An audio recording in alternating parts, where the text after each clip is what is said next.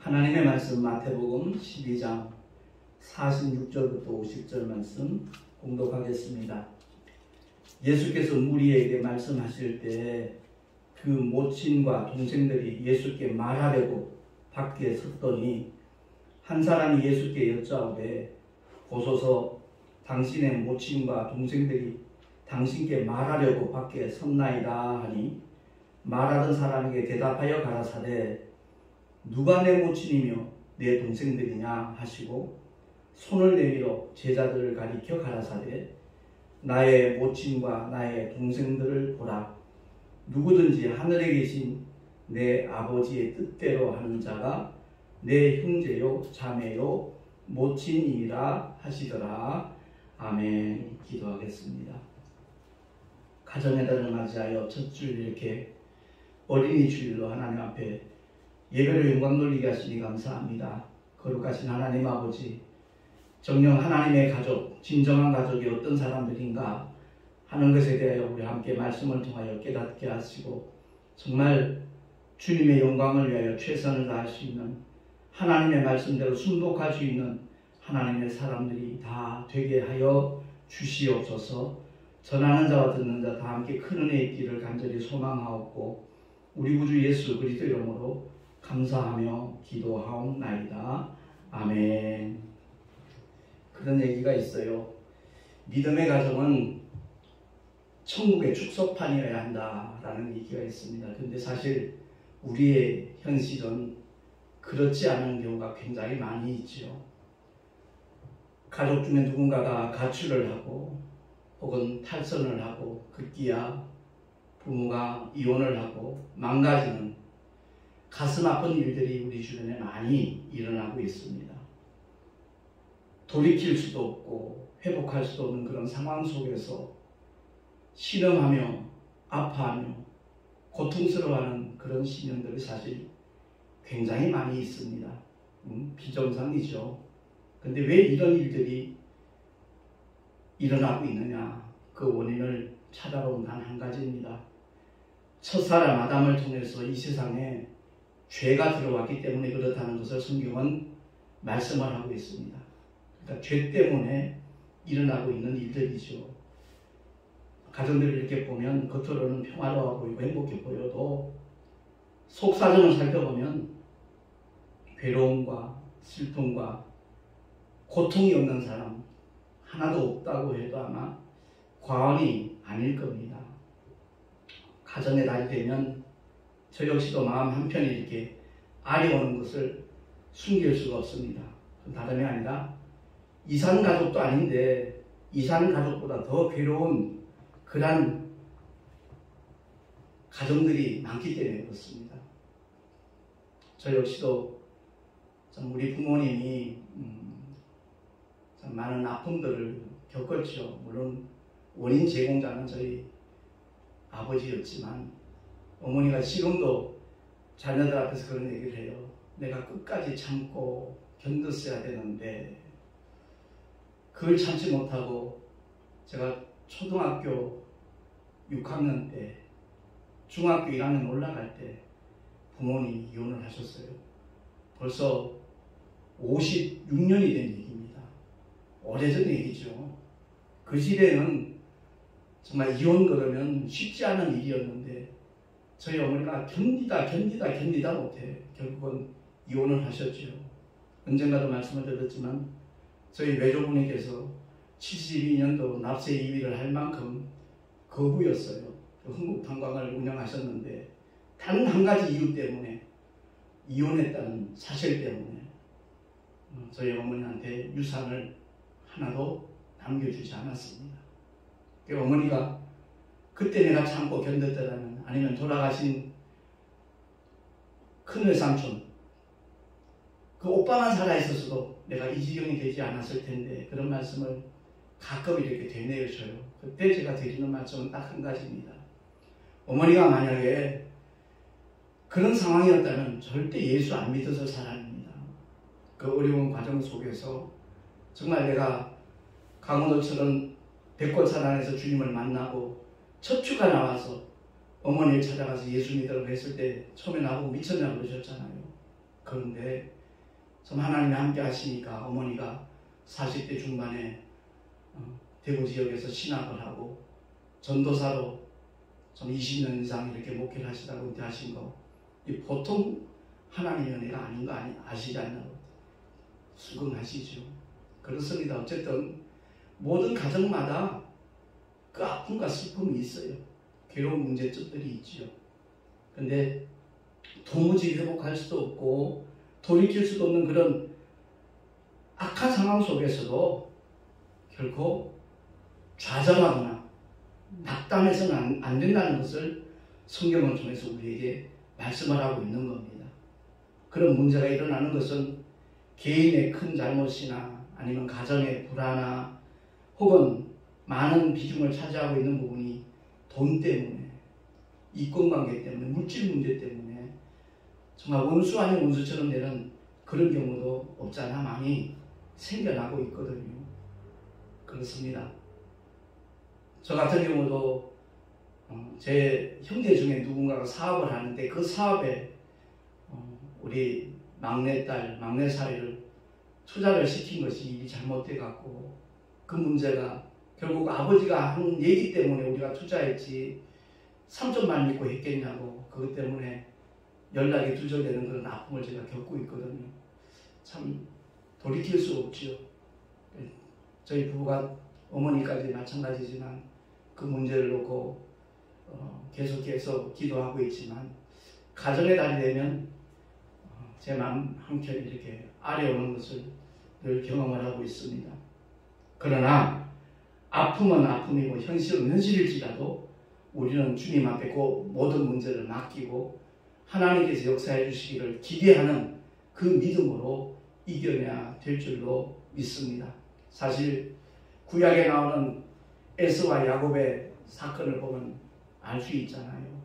그 야곱이 큰 성공을 해서 돌아오려고 했을 때 자기 형 에서가 400명의 군사를 데리고 온다는 소식을 듣고 그는 너무나 공포 속에, 불안 속에 두려워 떨게 되었지요. 그러나 자기 나름대로 어떤 전략을 내세웁니다. 그죠? 그 두 여종과 자녀들을 먼저 앞세우고 많은 짐승들과 재물을 앞세워서 자기 형 에서의 마음을 이렇게 살려고, 그리고 그 뒤에는 레아를 보내고 맨 뒤에는 라헬과 요셉을 보내면서 그는 그것으로 해결되지 않는다는 것을 알면서 인간으로서는 최선을 다하는 그런 모습을 보이고 있지요. 그리고 약복강가에서 환도뼈가 부러지기까지 천사를 붙들고 놓지 않습니다. 나를 축복하기 전에는 절대 놓을 수 없다라고. 결국 도무지 해결되지 않을 문제 같은 것이 우리 앞에 있다 할지라도 오직 살아계신 하나님 아버지를 의지하고 나의 삶 전체를 주께 맡기기만 하면 모든 문제 위에 계신 주님은 넉넉히 해결해 주시는 분이 저와 여러분의 아버지 하나님이신 줄로 믿습니다. 그래서 주님이 일러주시잖아요. 내 집은 만민의 기도하는 집이다 라고 일러주셨어요. 그랬어요. 우리가 외형교회, 이렇게 건물로 이루어진 그 교회만 교회로 생각을 하기 쉬운데 사실은 우리 심령이 성령이 거하시는 정말 주님의 교회라는 것을 늘 기억을 하고 일평생 주님과 교통하는 하나님의 사람으로 살아가는 저와 여러분 될 수 있기를 예수 이름으로 축원합니다. 우리 눈에 보이는 이 세상이 전부가 아니라는 것을 우리는 성경을 통해서 알아야 되는 겁니다. 많은 분들이 교회를 열심히 다니고 있지만 그 목적은 제각기 다를 수 있거든요. 어떤 사람은 정말 성공하고 싶어서, 어떤 사람은 건강을 회복하기 위해서, 어떤 사람은 가정의 어떤 화목을 위해서, 자녀들의 성공을 위해서 많은 문제들을 목적을 삼고 시장생활하고 있지만 공통적인 목적이 세워져야 그 사람이 정말 믿음의 사람입니다. 믿음의 결국인 영혼의 구원을 받는다는 하나님의 약속 때문에 우리가 좀 전에 열거했던 그런 제각기 다른 목적들, 이유들, 그것은 예수를 믿게 되어지는 하나의 계기가 되고 동기가 되는 것이지 그 자체가 목적이 된다면 그 사람은 처음부터 실패하는 겁니다. 그러니까 처음엔 그런 문제 때문에 교회에 발을 내딛는다 할지라도 하나님의 말씀을 거듭 듣는 가운데 성령의 감동하심을 따라 정말 저 말씀이 내게 주신 하나님의 약속이고 저 말씀이 나를 살릴 수 있는 하나님의 생명이고 저 말씀에 정말 내가 순종함으로 말미암아 하나님을 정말 영화롭게 하고 기쁘게 하는 믿음의 길을 걸어가야 되겠다라는 그 성령의 감동하심에 순복하기만 하면 하나님의 생명의 역사는 기사와 이적 축복의 역사는 반드시 그 사람에게 나타나게 될 줄로 믿습니다. 그렇습니다. 내가 보기엔 불가능한데 주님께서는 얼마든지 이룰 수 있다는 그 믿음을 가지는 자가 복 있는 사람입니다. 하나님의 은혜가 대립해지기만 하면 얼마든지 어떤 문제도 어떤 상황 속에서도 넉넉히 해결될 수 있다는 믿음을 정말 우리 모두가 소유할 수 있기를 바랍니다. 오늘 본문에서 주님이 하신 말씀을 정말로 깨닫는다면 그 사람만큼 복 있는 사람은 없을 겁니다. 오늘 본문에 뭐라고 말씀하세요?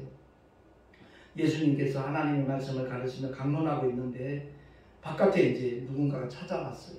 누구죠? 마리아와 함께 그 아우들, 동생들이 찾아온 겁니다. 예수님께 무슨 말을 하기 위해서 찾아왔는지 모르지만 그 광경을 보고 한 사람이 예수님께 그런 보고를 하잖아요. 당신의 모친과 동생들이 당신께 말하려고 밖에 서 있습니다. 라고 말하니까 주님이 하신 말씀, 이 말씀의 의미를 우리가 정말 바로 깨닫는다면 그 사람은 참된 믿음의 길을 걸어가는 사람이라고 해도 틀림이 없을 겁니다. 손을 내밀어 제자들을 가리켜 가라사대 나의 모친과 나의 동생들을 보라. 누구든지 하늘에 계신 내 아버지의 뜻대로 하는 자가 내 형제요 자매요 모친이니라. 아멘. 그렇습니다. 세상 사람들은 혈과 육의 관계를 가족으로만 이렇게 단정을 짓잖아요. 특히 한국 사람은 정이 많은 민족이라 그 혈연의 관계를 못 뛰어넘더라고요. 제가 언젠가 참 기도를 해도 꼭 가족들만 위해서 기도하는 그런 집사님을 보고 집사님 기도의 폭을 넓히십시오. 그 가정의 울타리를 뛰어넘으십시오. 혈과 육의 관계를 뛰어넘어서 정말 구원받아야 될 영혼들을 가슴에 품고 기도하는 것 하나님이 굉장히 기뻐하신다 라고 했더니 처음에는 못 알아들었는데 나중에 그 말씀을 정말 받아들이고 난 다음 그렇게 기도하고 나니까 자기 가족의 문제까지도 하나님이 해결해 주시는 것을 경험했다는 간증을 하더라고요. 그렇습니다. 오늘날 우리 한국교회가 개교회의 주의예요. 자기 교회, 내가 나가는 교회, 내가 섬기는 교회, 거기만 부흥하면 된다는 생각 속에 참 잘못된 그런 일들이 많이 일어나고 있거든요. 제가 택시 전도를 시작한 지 9년이 되었지만 택시하고 싶어서 택시하는 사람 세상에 아무도 없을 겁니다. 굉장히 힘든 일이에요. 사람 상대해야 되는 것도 그렇지만 운전을 할 때 그냥 자기 혼자 타고 가는 운전은 그렇게 크게 신경 쓸 일이 없지만 택시는 그렇지 않거든요. 또 술 취한 사람들이 타는 경우도 있고 조금 좀 비정상적인 그런 사고 속에 빠져있는 사람을 만날 수도 있고 참 위험한 일들이 많이 이렇게 이제 도사리고 있는 그 사역을 무엇 때문에 선택을 했겠는가? 다름 아닙니다. 9년 전에 저희 집사는 이제 열방교회라는 이름으로 우리가 다시 개척을 할 때 다짐한 게 있어요. 우리 교인 만들기 위해서 목회하지 말자. 정말 한 영혼이라도 예수를 알고 주의 복음이 전하여 줄 수 있도록 그 일에 최선을 다하자. 바꾸어 말하면 예수의 제자 만드는 일에 기회가 주어지는 대로 우리는 최선을 다하자. 그러고 시작을 했어요. 그러고 난 다음에 효성동 2번 정점에 교회가 또 지하였거든요. 근데 지하는 일반 지하는 전혀 다릅니다.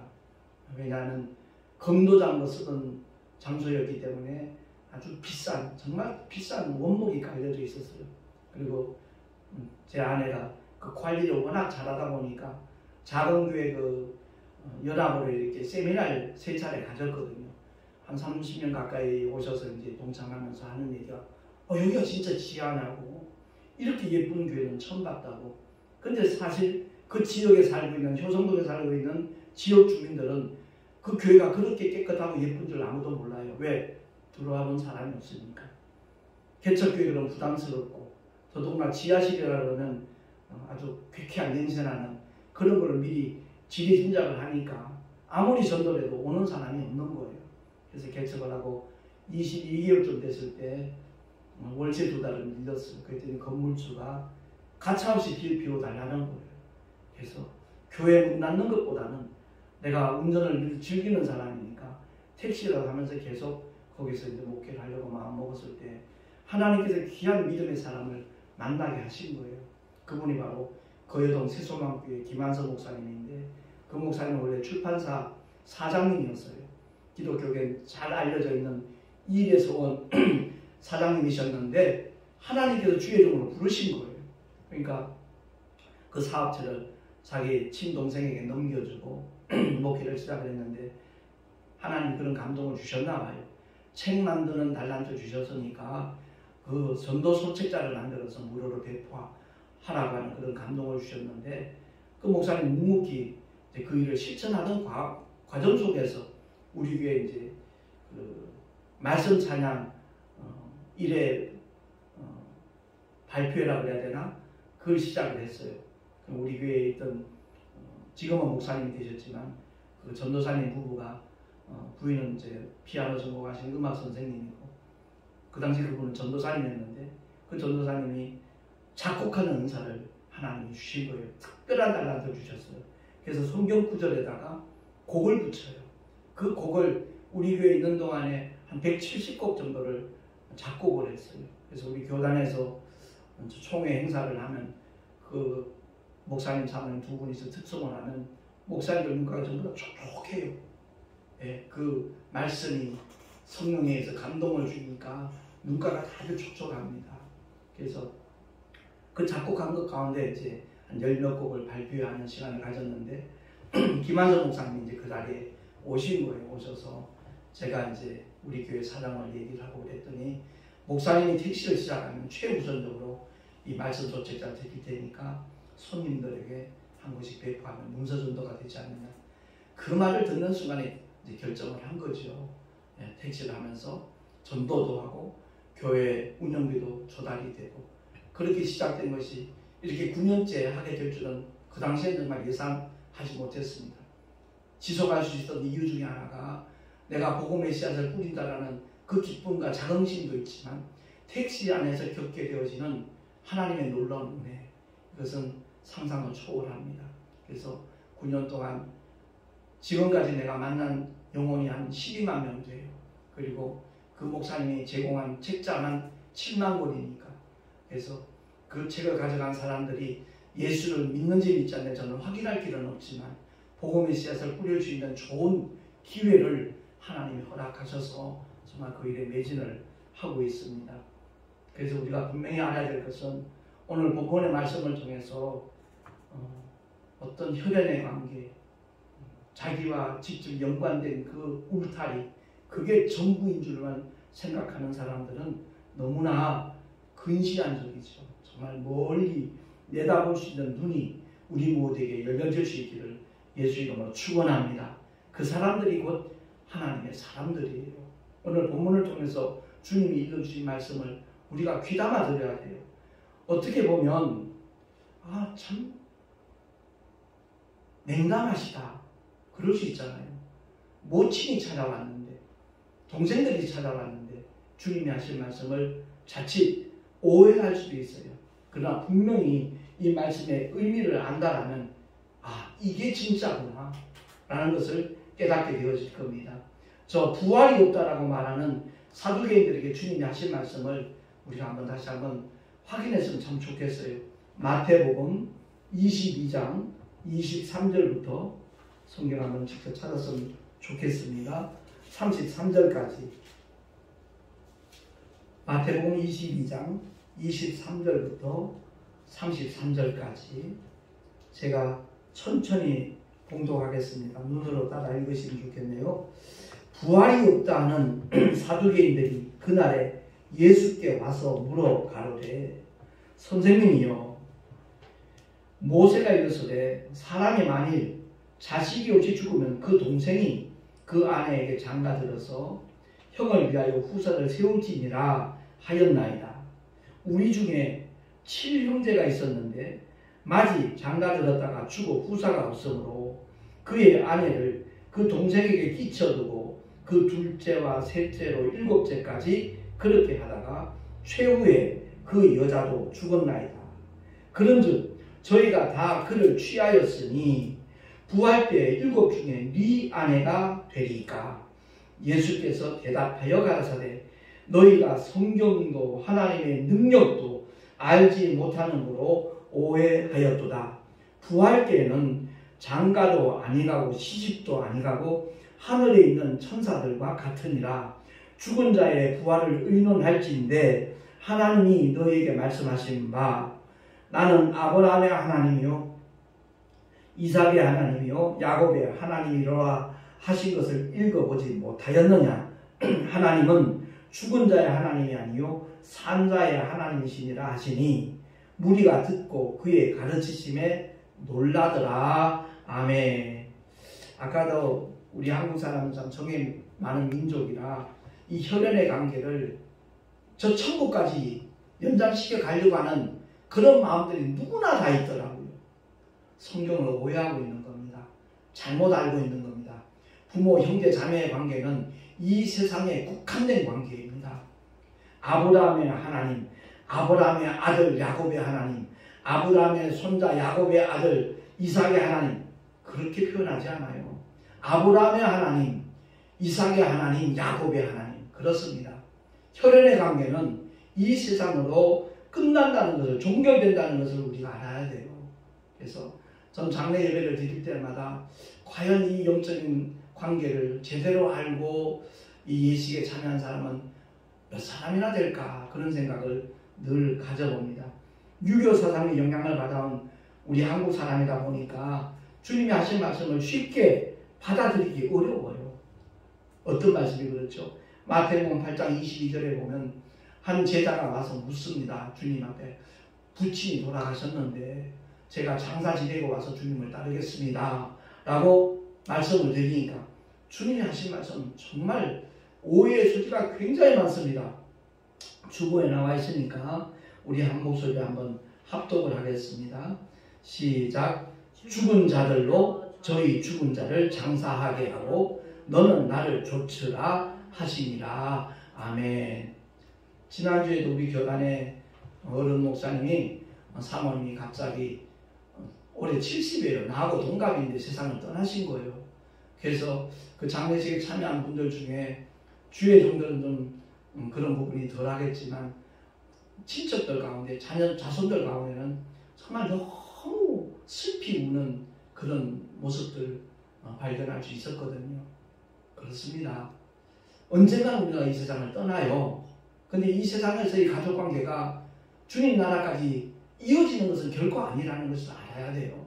내가 세상 사는 날 동안 하나님의 말씀을 믿고 신뢰하고 의지하며 순종한 만큼만 내가 누리게 될 분깃이라는 것을 깨닫는다면 그 사람보다 복 있는 사람 없습니다.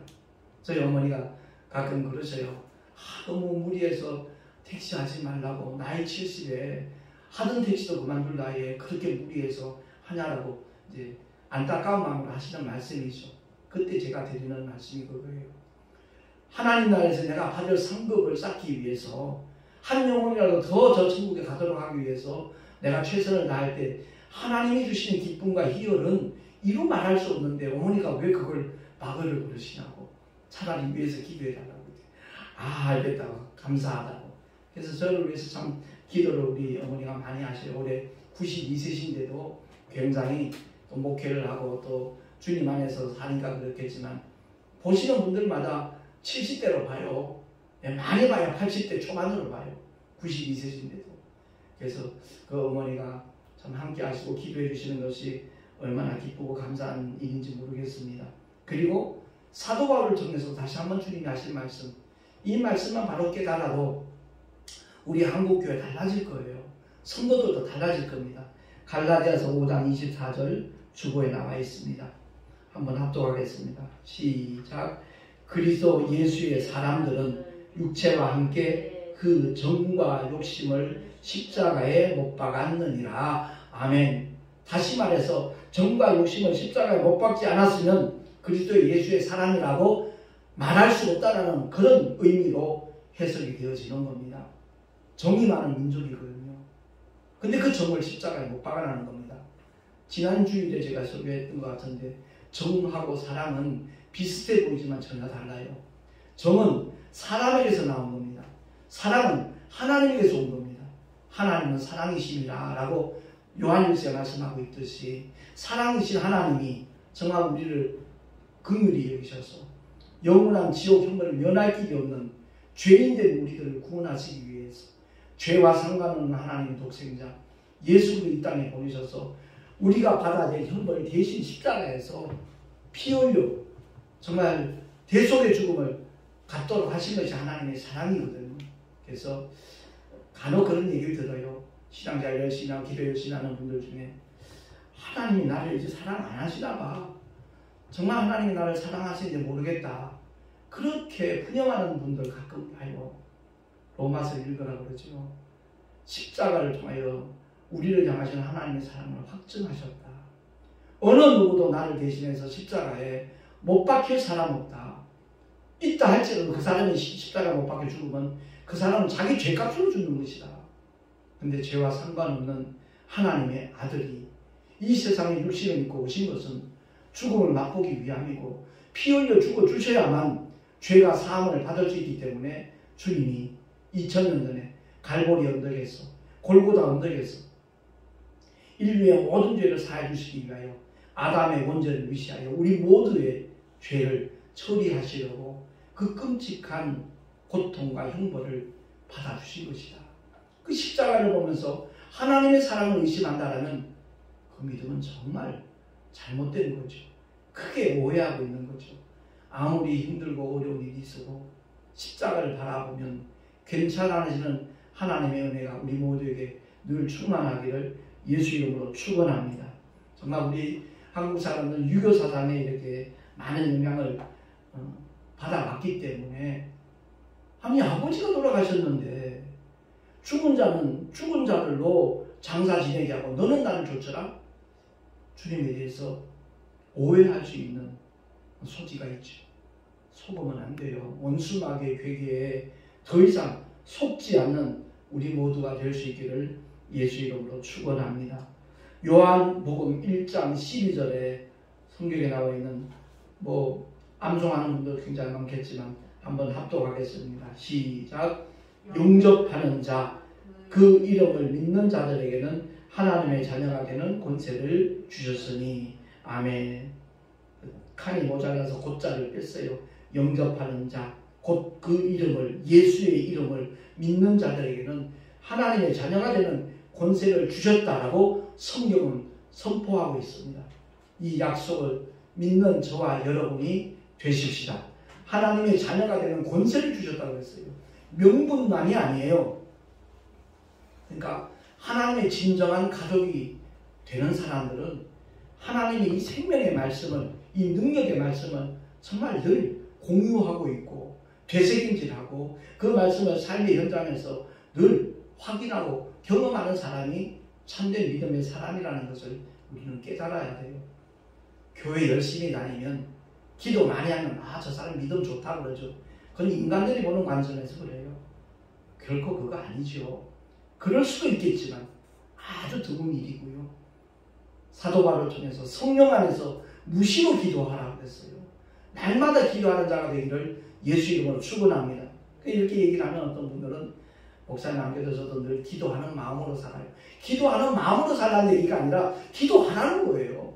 끊임없이 설거지하면서도 청소를 하면서 길을 걸어가면서도 운전을 하면서도 지하철 타고 가면서도 끊임없이 주님과 대화할 수 있는, 교통할 수 있는 하나님의 사람, 그 사람이 정말 기도의 사람이라는 것을 기억을 하고 그런 믿음의 사람을 하나님이 굉장히 기뻐하시고 사랑하시고 또 그 삶 속에 늘 함께 하시는 줄로 깨달으시기 바랍니다. 그래서 사도 바울 역시도 제가 맨 처음 백골사단에서 부메라는데 처음 참석해가지고 받은 하나님의 말씀이 바로 그 맨 밑에 나와 있는 고린도후서 5장 17절이에요. 우리 한번 합독을 하겠습니다. 시작. 그런즉 누구든지 그리스도 안에 있으면 새로운 피조물이라.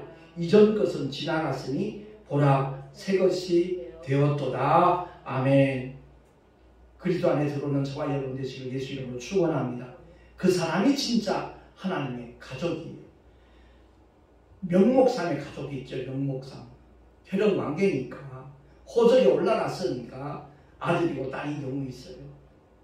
그거 말고 정말 부모를 사랑하고 아끼고 위하는, 늘 생각하고 정말 그 마음을 다해서 사랑을 표현할 수 있는 그런 가족을 얘기하는 겁니다. 교인들도 그래요.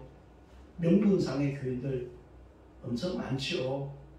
어떤 문제가 있으면 전화해서 기도해 주세요라든가 이따금 한 번씩 얼굴 볼까 말까 하는 그런 사람들 말고 정말 예배를 통해서 하나님의 영광 돌리는 사이에, 아니면 먼 지역에 있으니까 도저히 동참할 수 없으니까 상황 속에서 불가능할 경우는 예외지요. 근데 마음만 먹으면 동참할 수 있는 그런 경우에도 정말 명분상의 어떤 주의종과 성도의 관계, 그런 관계, 그거 그렇게 아름답다고 볼 수가 없잖아요.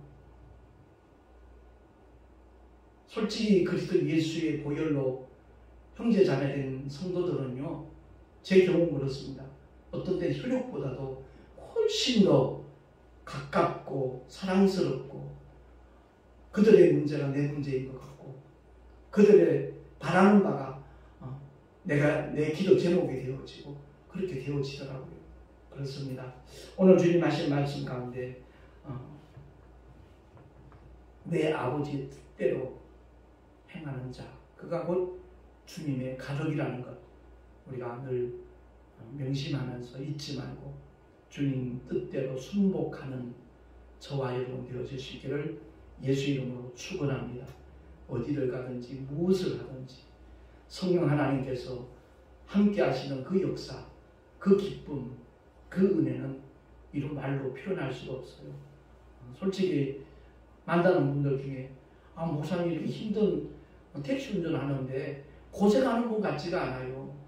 얼굴이 굉장히 평화로워 보여요. 기뻐 보여요. 행복해 보여요. 그런 얘기들을 해요. 실제로 그렇거든요. 왜? 내 안에 주님이 계시니까. 주님이 그 모든 일 속에서 함께 하시는 증거를 일마다 때마다 보여주시기 때문에 그렇습니다. 그런 고백을 하면 간혹 그건 목사님한테만 주신 하나님의 은사죠라고 얘기하는 분도 없잖아 있어요. 일주일 내내 하루에 거의 10시간, 12시간 택시 운전을 하면 설교 준비할 쓸 시간적 여유 없어요. 몸이 피곤해서도 못해요. 근데 운전 중에도 주님이 주시는 감동을 따라서 하나님의 말씀, 그 본문을 택하면 이 주보 만드는 게 이게 제 원고예요. 딴 거 없어요. 여기 쓴 게 이게 제 원고예요. 어떤 원고를 보고 읽어 내려가는 것도 아니고 내 안에 계신 성령 하나님께서 주시는 감동을 따라 정말 그 하나님의 말씀만 선택해 놓으면 30분이건 40분이건 제가 부흥 갔을 때는 1시간 반 설교한 적도 여러 번 있어요. 저 여수에 있는 기도원에 가서 그 당시에 내가 한국기독교 영풍에서 부흥사 활동을 할 때였지만 또 장소가 너무 협소한 거예요. 천정이 낮은 거예요.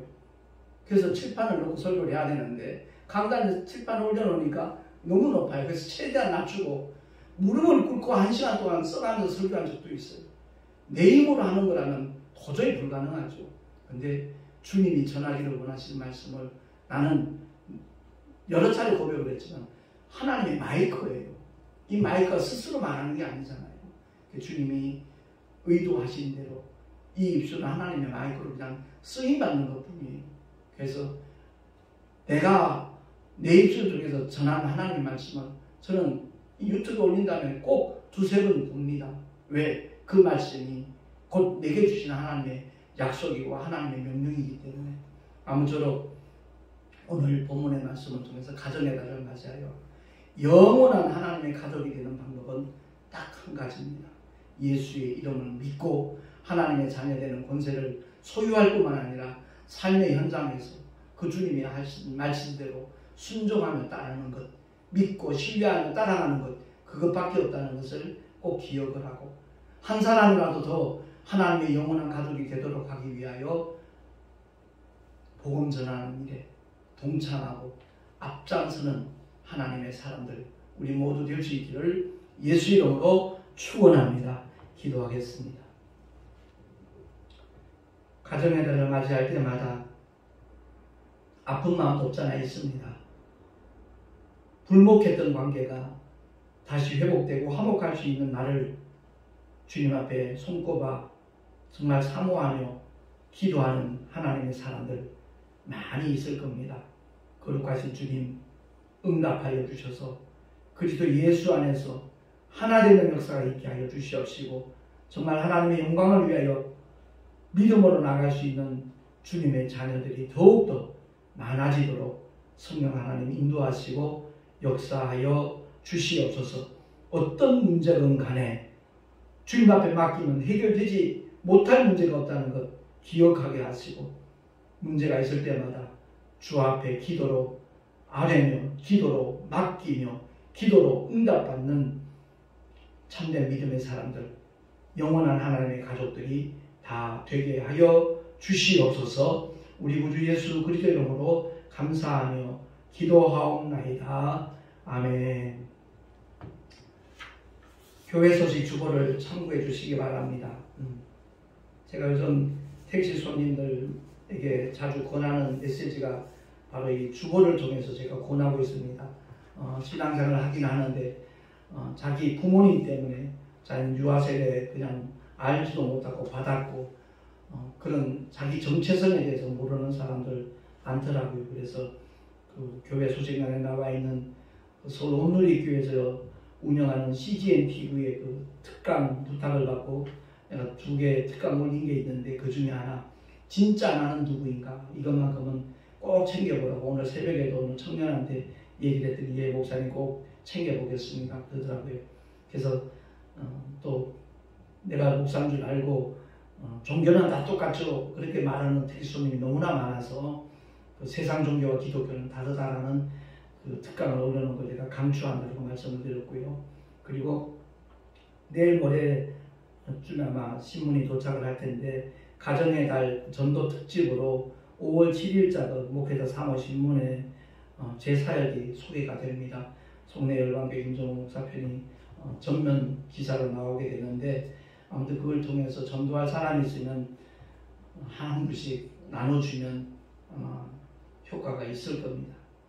아무튼 우리 5월달엔 10일달에는 우리 동선호회 목회자 그 원래 모임이 있고 26일, 27일에는 우리 교단의 노예별 신구 임원들이 이번에 뽑혔기 때문에 그 교체 인사와 함께 교단의 단합대회가 속초 쪽에서 1박 2일 있게 됩니다. 위에서 기도해 주시면 감사하겠습니다. 드린 예물 위해서 잠시 기도하고 축도로 예배를 마치도록 하겠습니다.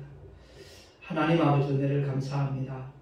주님께서 우리에게 베푸신 그 놀라운 사랑과 은혜에 감사하여 구별하고 성별하여 주님 앞에 드린 귀한 예물들이 있습니다. 11조와 헌물들을 기쁘시게 주님 받아주시고 아버지 거룩하신 뜻이 이루어지는 일에 아름답게 쓰임받는 물질들이 되게 하여 주시옵소서.